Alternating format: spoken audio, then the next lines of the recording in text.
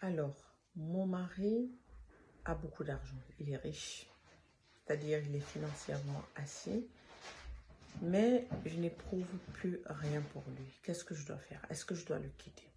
Ça, c'est une question qui a été posée. Et avant de répondre à cette question, j'aimerais te poser une question. C'est quoi l'amour pour toi? Quelle est ta définition de l'amour?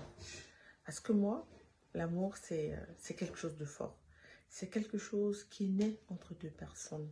C'est-à-dire avec le temps qu'ils ont vécu, avec tout ce qu'ils ont passé ensemble, comme bon moment, comme mauvais moment, cette complicité qui est née en eux, c'est ça qui fait en sorte que l'amour se crée. C'est ça qui fait en sorte qu'ils puissent s'unir. Ça, c'est en quelques mots, pour moi, c'est ça, l'amour. Donc, si je comprends bien, ça veut dire que tu es en train de chevaucher. Tu es entre le marteau et l'enclume et tu ne sais pas exactement ce que tu dois faire parce que ton mari, financièrement, il est bien. Et d'un autre côté, tu l'aimes plus, mais tu ne sais pas s'il faut vraiment le quitter ou pas. Ça veut dire que pour toi, tu joues beaucoup plus sur le matériel. C'est-à-dire que c'est à toi de voir. Vraiment, cette question, à toi, toi seul, tu as la réponse à cette question, d'accord? Ça veut dire que quelque part, tu veux assurer ce côté financier-là. Parce qu'il a l'argent, il s'occupe bien de toi, il fait tout pour toi. Tu veux assurer ce côté financier. Et d'une autre part aussi, tu ne l'aimes plus. Ça veut dire que vraiment, cet épanouissement, il n'y a plus. Qu'est-ce que tu dois faire? C'est très simple, ma belle. C'est très simple. C'est à toi seul de voir. C'est à toi seul de savoir ce que tu veux exactement.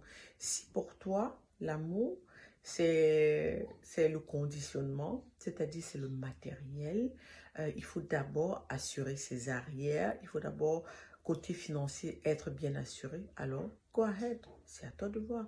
Mais si pour toi, l'amour, c'est aimer la personne telle qu'elle est, c'est être vrai avec la personne, dire les vérités à la personne et essayer ensemble, même quand il y a des petits problèmes, même quand il y a des disputes, d'essayer de trouver des solutions pour pouvoir réussir, pour pouvoir rallumer cette flamme-là et continuer de vivre ensemble. C'est à toi de voir. Parce que dire que tu ne sais pas ce que tu dois faire, tu dois pas, si tu dois le quitter ou pas, bah, vraiment, c'est très simple. C'est très simple parce que ça se voit que par rapport au financement, par rapport à l'argent, quelque part, ton cœur te dit non, il ne faut pas forcément le quitter. Ça veut dire que je n'aurai plus ce confort-là. Et d'une autre part, tu es là, vraiment, il n'y a plus rien dans ton cœur, tu n'éprouves plus rien pour lui. Mais vraiment, c'est à toi de voir. C'est à toi de voir. Mais après, quand tu vas vivre les misères, tu seras aussi obligé de porter les conséquences. Tu seras aussi obligé d'assumer.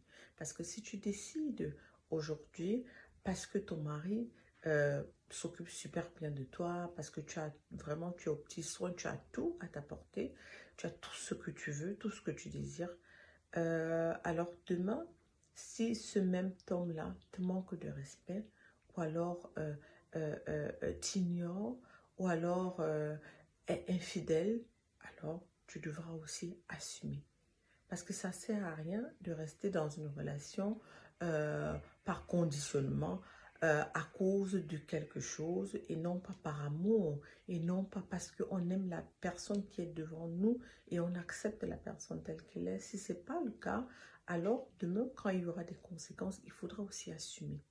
Et c'est effectivement ça dans beaucoup de foyers parce que on reste avec quelqu'un à cause de quelque chose, parce qu'il est beau, ou alors parce qu'il est riche, ou alors parce qu'on a peur de ce que les autres vont dire. Alors on rentre nous-mêmes dans une misère, dans une torture, dans un stress qui nous finit, qui nous tue à petit feu.